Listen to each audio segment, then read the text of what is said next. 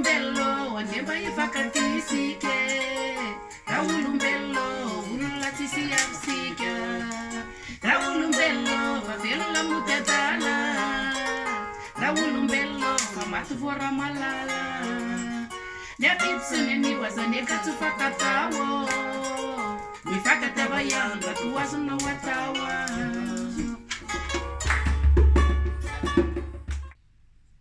Salmatupko, bonjour mesdames, mesdemoiselles et messieurs. D'abord, je vous prie d'excuser de ne pas pouvoir m'exprimer dans la belle langue malgache qui a la musicalité de la langue italienne, mais malheureusement mes notions de langue malgache ne sont pas assez bonnes, je risquerais de faire beaucoup de fautes de grammaire, d'orthographe.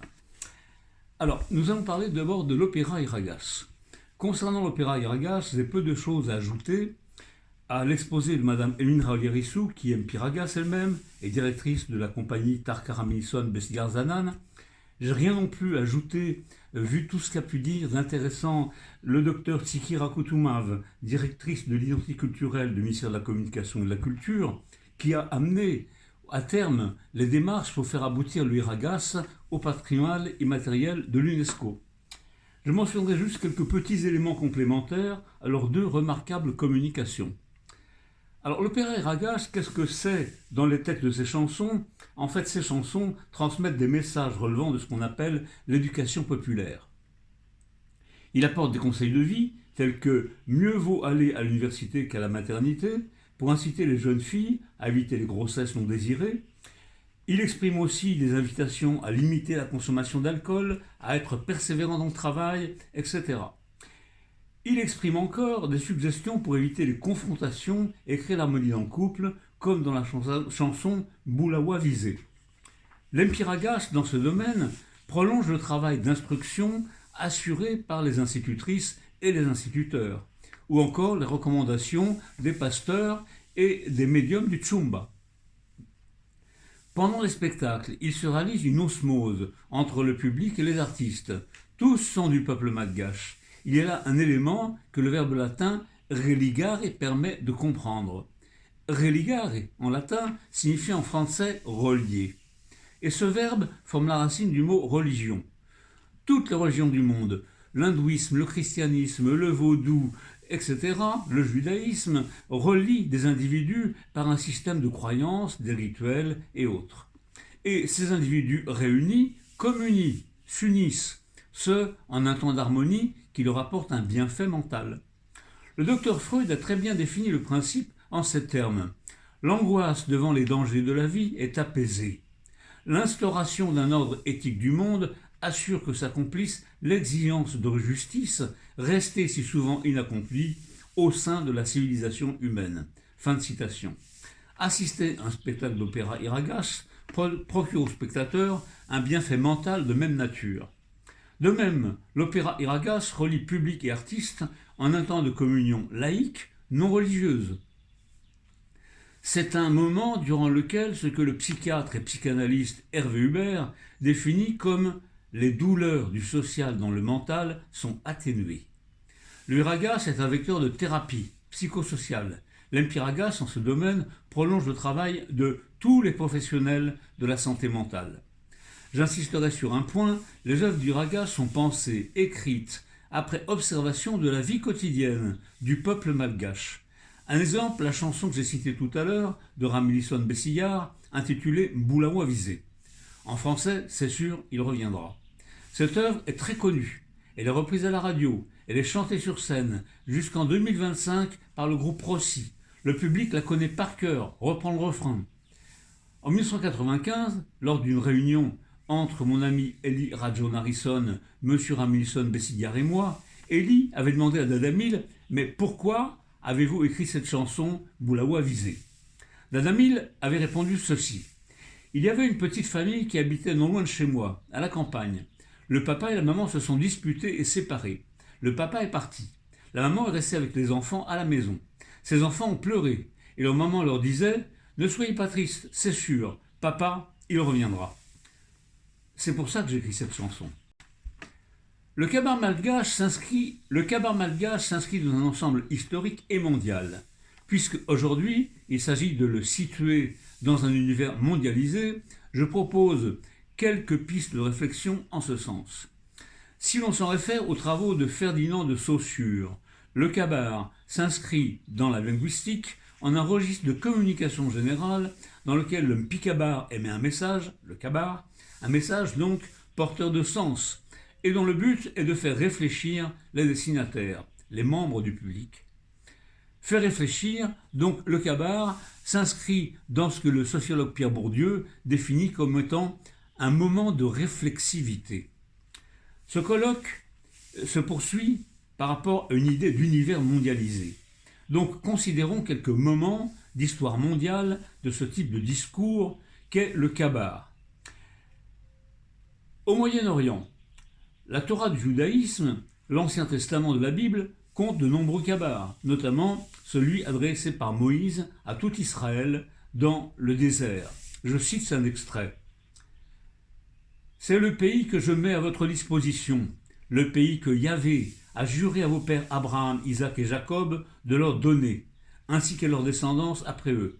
Allez le conquérir. » Dans la Torah, chaque kabar mêle récit historique et relation avec le Créateur. Je ne citerai pas celui que je préfère, qui est plus qu'un kabar, qu'une pensée très très élevée, c'est l'Ecclésiaste, les propos de l'Ecclésiaste qui commencent par « Vanitas vanitatis », vanité, tout est vanité. Dans le Nouveau Testament du christianisme, l'Évangile selon saint Matthieu, Matthieu 5, 1, 12, Jésus prononce un sermon sur la montagne. C'est un kabar. Je cite un extrait du texte. Jésus monta sur la montagne, il dit « Heureux les pauvres de cœur, le royaume des cieux est à eux. Heureux les doux, ils auront la terre en partage. Heureux ceux qui pleurent, ils seront consolés. Heureux ceux qui ont faim et soif de justice, ils seront rassasiés. Heureux les miséricordieux, il sera fait miséricorde. » Nous pourrions ainsi évoquer les kabars du pharaon Ramsès II, il y a plus de 3000 ans, ceux de Lu Tia en Chine, il y a 2300 ans, ou encore ceux de l'Empire Inca en Amérique latine au XVe siècle. Nous pourrions aussi évoquer beaucoup d'autres exemples. Je vais maintenant faire un grand bond jusqu'au XXe siècle pour évoquer un kabar historique du général de Gaulle qui a eu recours à des discours de ce type tout au long de ses actions. L'objectif pour lui étant de mobiliser et de convaincre. Le plus célèbre, c'est l'appel du 18 juin 1940, qui est extrêmement visionnaire. Je cite « Cette guerre est une guerre mondiale. Toutes les fautes, tous les retards, toutes les souffrances n'empêchent pas qu'il y a dans l'univers tous les moyens pour écraser un jour nos ennemis. Or, au moment où le général de Gaulle prononce ce discours à la radio de Londres, seulement quelques pays d'Europe sont en guerre. La guerre n'est pas du tout mondiale. De Gaulle voit loin, il anticipe. Toujours de Gaulle, à Madagascar, le 22 août 1958, il conclut son kabar par une phrase essentielle. « Demain, vous serez de nouveau un État, comme vous l'étiez quand le palais de vos rois était habité. » S'exprimant ainsi, il reconnaît l'existence d'un État malgache avant la colonisation, ce qui en termes de droit international n'est pas anodin. Cela confirme l'analyse selon laquelle l'agression coloniale de 1895 avait bien lieu contre un État souverain, très structuré, avec une administration territoriale, des lois, un système d'enseignement, une diplomatie internationale. Toujours au XXe siècle, dans l'espace Caraïbe, j'arrive à la fin du XXe siècle, le 1er mai 2000, pour marquer la fin du siècle et le début du millénaire suivant. Le président cubain Fidel Castro annonce dans un kabar qu'il exprime sa conception de la révolution, qui a mené toute sa vie. En voici un extrait. Révolution, c'est le sens du moment historique. C'est changer tout ce qui doit être changé. C'est l'égalité et la liberté pleine. C'est être traité et traiter les autres en êtres humains. C'est nous affranchir nous-mêmes et par nos propres efforts. Et plus tard, il dit aussi, révolution, c'est ne jamais mentir, ni violer aucun principe éthique. C'est la conviction profonde qu'il n'existe aucune autre force au monde capable d'écraser la force de la vérité et des idées. Je refais un petit retour en arrière avec Nelson Mandela, grande figure africaine, qui, en 1964, pendant son procès, prononce un kabar et Mais malheureusement, ce plaidoirie ne permettra pas de lui éviter la prison à vie. Je cite Mandela. « Au cours de ma vie, je me suis consacré à cette lutte des peuples africains. J'ai combattu contre la domination blanche et j'ai combattu contre la domination noire. J'ai chéri l'idéal d'une société libre et démocratique dans laquelle tout le monde vivrait ensemble, en harmonie et avec des chances égales. » Je m'arrêterai là pour ces évocations internationales et historiques qui permettent de comprendre que le kabar relève d'une forme mondiale de discours. À Madagascar, le kabar est pratiqué dans tout l'archipel depuis des temps immémoriels. Aujourd'hui, il accompagne les nouvelles funérailles famadines, le bain des reliques royales Fitampu, les fiançailles Tapmassou, les meetings politiques, etc. L'UNESCO écrit à propos du kabar. Son exécution était traditionnellement réservée aux hommes, âgés, d'un statut social élevé, mais de nos jours, il est de plus en plus pratiqué par les jeunes et les femmes. Je pense qu'il y a une petite erreur parce que la notion du statut social élevé n'est pas du tout le cas à Madagascar, vu que le kabar est pratiqué dans toutes les classes sociales depuis des temps immémoriaux. Mais par contre, concernant les femmes, c'est vrai. Les femmes dirigeants des troupes de Perairagas prononcent des kabars, de même les pastoresses dans les temples, les femmes députées, les femmes ministres, les responsables d'associations. Pikabar, orateur, c'est aussi un métier. Il y a des associations de Pikabar, c'est révélateur du profond ancrage social de cet art. Le kabar malgache a de fortes références historiques. Je citerai quelques exemples remontant à ce qu'on appelle les temps malgaches, ces siècles de construction nationale qui précèdent l'agression coloniale avec toutes ses conséquences gravissimes pour le pays et que nous subissons encore. Le dernier kabar du roi André Polmerne, il dit « Il n'est pas de forêt que je n'ai traversée et pas de sommet que je n'ai escaladé. Il n'est pas de colline sur lequel je n'ai combattu, car le Créateur m'a donné avec largesse. Il m'a donné des biens et il m'a gardé. J'ai aussi les bénédictions des ancêtres. J'ai été aidé par les populations du centre, aussi ai-je été puissant au centre de l'île, et connu sous le nom glorieux d'Andrian Polmerne. » Un peu plus tard, la reine patriote, Ranaval I, présentait déjà les dangers venus d'Europe. L'historiographie coloniale et l'idéologie dominante donnaient une image caricaturale. Alors que, profondément, elle défendait les intérêts de Madagascar, en tant que nation, citons quelques extraits. D'abord, sa profession de foi est fondamentale lorsqu'elle dit « Je n'adorerai d'autres dieux que ceux de mes ancêtres ». Son kabar du 26 février 1835 exprime sa vision de la coopération internationale. À tous les Européens, anglais ou français, en reconnaissance du bien que vous avez fait à mon pays, en enseignant la sagesse et la connaissance, je vous exprime tous mes remerciements. J'ai pu être témoin de ce que vous avez été pour Radam, mon prédécesseur, et depuis mon avènement, vous avez continué à rechercher le bien de mes sujets. Aussi, je vous déclare que vous pouvez suivre toutes vos coutumes. N'ayez aucune crainte, car je n'ai nullement l'intention de modifier vos habitudes. Mais si je vois quelques-uns de mes sujets vouloir changer le moindre du monde, les règles établies par les 12 rois, mes ancêtres, je n'y saurais consentir. Car je ne permettrai pas que des hommes viennent changer quoi que ce soit à ce que j'ai reçu de mes ancêtres, dont j'ai accepté sans honte et sans crainte toutes les idées. Il vous est loisible d'enseigner à mon peuple la science et la sagesse, mais quant à ce qui est de toucher aux coutumes de mes ancêtres, c'est un vain travail, et je m'y opposerai.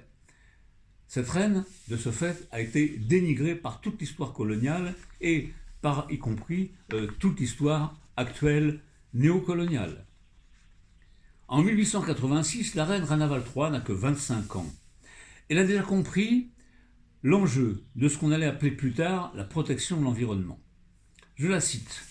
« Je vous ai auparavant écrit concernant l'importance de la préservation de la forêt pour éviter la coupe incessante du bois ou autre dégradation. La forêt, c'est elle qui nous protège, qui nous nourrit. La destruction de la forêt entraîne l'absence de pluie qui engendre la famine. » Dans ce texte, aux intonations de kabar, la reine se montre bien plus visionnaire que les dirigeants des grandes puissances qui, pendant plus de 100 ans après elle, continuèrent à ravager les espaces forestiers de toute la planète. Et lorsque la reine prononçait des kabars, une foule immense y assistait. Toujours à Madagascar, bien plus tard, le 5 février 1975, alors qu'il vient tout juste d'être nommé président, Richard Hatsimandra fait un kabar devant ses ministres. En voici un extrait. En résumé, c'est le chemin tracé par le peuple lors du référendum du 8 octobre 1972 que nous allons suivre. Le développement du pays par le biais du Fouknoul et la nationalisation de l'économie, afin qu'il n'y ait pas de redistribution injuste des richesses pour que la nation nage dans la vérité et brille dans le monde. À Madagascar de nos jours, le kabar varie selon ses formes, en fonction des situations et de ceux qui les prononcent. Les kabars d'Empiragas et des Mpikabars ont souvent une forme poétique stricte, avec des vers ayant un nombre égal de pieds, souvent alexandrins, et une rime finale. Par contre, les kabars familiaux, ceux des membres de la société civile, des hommes politiques et autres, sont écrits en prose.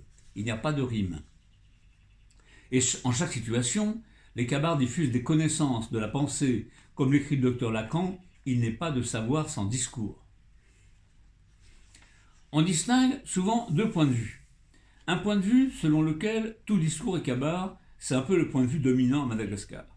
Un autre point de vue, plus spécialisé, c'est celui selon lequel il ne convient d'appeler kabar que ceux respectant les formes poétiques pratiquées par les Mpikabars et les Mpiragas, avec des vers et avec une rime. Alors, concernant le contenu, je reviendrai aux exemples. Les kabars de Feu Ramilson Bessillard, ils sont toujours définis par une pensée qui a été élaborée dans l'Égypte, dans l'Antiquité romaine. Piacere et docere, ce qui signifie plaire et instruire. Mais on retrouve aussi cette volonté d'apporter la sérénité mentale. Et déjà, il y a environ 2600 ans, Bouddha avait compris la puissance thérapeutique de la parole. Je cite, « Une seule parole qui fait du bien vaut mieux que 100 000 discours qui ne servent à rien. » Parmi les nombreux kabars de Feu Ramilson auxquels j'ai assisté, je citerai un extrait de celui prononcé à Antsirabe en 1994. Nos ancêtres avaient déjà recours au vote démocratique, mais à présent, excusez-moi, nombreux sont ceux qui violent la loi. Ils connaissent les méfaits de leurs actes, ils sont corrompus, mais ils s'entêtent à l'exécuter, pour s'en repentir peu après. Tout cela arrive quand on crache en l'air en étant couché sur le dos. La vie en prison est dure. Vous n'y mangez pas votre faim, vous y attrapez la gale. Résignez-vous, ne pleurez pas, vous l'avez voulu. Mais qu'en est-il de la durée des kabars ? Selon le philosophe grec Épicure, il est évident que le discours long et le discours bref aboutissent au même résultat. Mon point de vue est légèrement différent. Qu'il soit long ou court, le discours, s'il est ennuyeux et soporifique, aboutit sur le public à un endormissement tout autant que l'absorption d'un litre de tokagas ou de rhum rouge des ancêtres. Maintenant, nous abordons la question de Tchumba, Famadine et Fitampu. En l'occasion des nombreuses cérémonies en relation avec les ancêtres, les kabars sont prononcés par les médiums du Tchumba, les astrologues, les enfants des ancêtres, les descendants royaux, etc. Les cérémonies Tchumba, Famadine et Fitampu sont trois moments symboliquement représentatifs. Ils relèvent de plusieurs registres, dont deux des principaux sont la communication avec les ancêtres et l'adresse aux vivants. Des kabars ponctuent les cérémonies. Lors des Famadines et Fitampu, les kabars des vivants relèvent de la transcendance. Il s'agit d'exprimer les sentiments en l'honneur des ancêtres, de leur rendre hommage et de solliciter leur bénédiction. L'officiant, lors des Famadines, est l'astrologue. Le plus souvent, il s'adresse aux personnes rassemblées pour rappeler le protocole du programme en fonction de l'astrologie malgache. Durant les Fitampu, ce peuvent être des médiums du Tchumba, et dans ce cas, les ancêtres s'expriment de différentes façons par leur voix, en direction des personnes rassemblées. Lors des Tchumba, souvent, lorsque l'esprit de l'ancêtre arrive et prend possession du médium, il s'exprime par un kabar. J'ai en mémoire dans le Bouani ceux de l'esprit de Dadibé Bouta, extrêmement enrichi par les quantités de rhum rouge des ancêtres absorbés par l'assistance. En cette situation, le kabar a une fonction thérapeutique en termes de santé mentale, et éventuellement psychosomatique, puisque les personnes qui viennent consulter sont surtout là pour résoudre des problèmes physiques, psychiques, relationnels ou sociaux. En avril 2024, j'ai souvenir d'un moment particulièrement intense dans le Ménabé. près du village de Mavelunario. J'étais avec M. Augustin André Mananour, alors ministre de la Communication et de la Culture, avec des descendants royaux et des villageois, tout près d'un sanctuaire.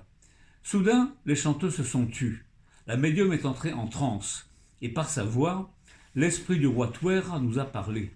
En un bref cabaret, il nous a demandé de tout faire pour que son crâne et ceux de ses 2 camarades reviennent au pays. Pour mémoire, les crânes du roi Tuera et de nombreux patriotes malgaches sont actuellement en France.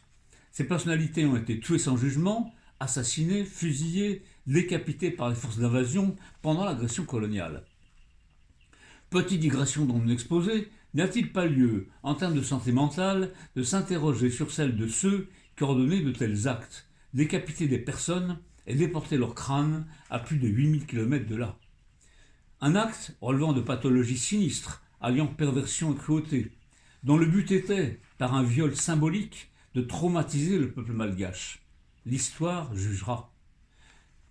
Pour conclure, Iragas, Kabar, Famadine, Fitampu sont des vecteurs de cohésion sociale et de santé mentale. Tous 4 intègrent une dimension de théâtralité. Des personnes deviennent personnages. Pikabar, Piragas, Mpananj ou Umbiaz, Pisikid, médium de Tchumba. Leur public est le peuple malgache. Leur scène est la terre ou les cases, souvent dans des villages. Un kabar relève de ce que le linguiste benveniste rattache à un système de signes qui ne se limite pas à la parole, mais incite à agir dans la vie. Je cite benveniste, le discours est à la fois porteur d'un message et instrument d'action. Le kabar appelle à agir pour un monde meilleur. Nous l'avons vu, le kabar malgache se situe dans un univers mondialisé, mais ses spécificités psychosociologiques et sa forme souvent poétisée en vers pourraient servir d'exemple inspirant pour bien des orateurs de tous les continents. Je terminerai en citant le penseur romain Sénèque. Il dit « Le discours est le visage de l'âme ». Et en effet, un kabar en dit beaucoup sur la personne qui le prononce.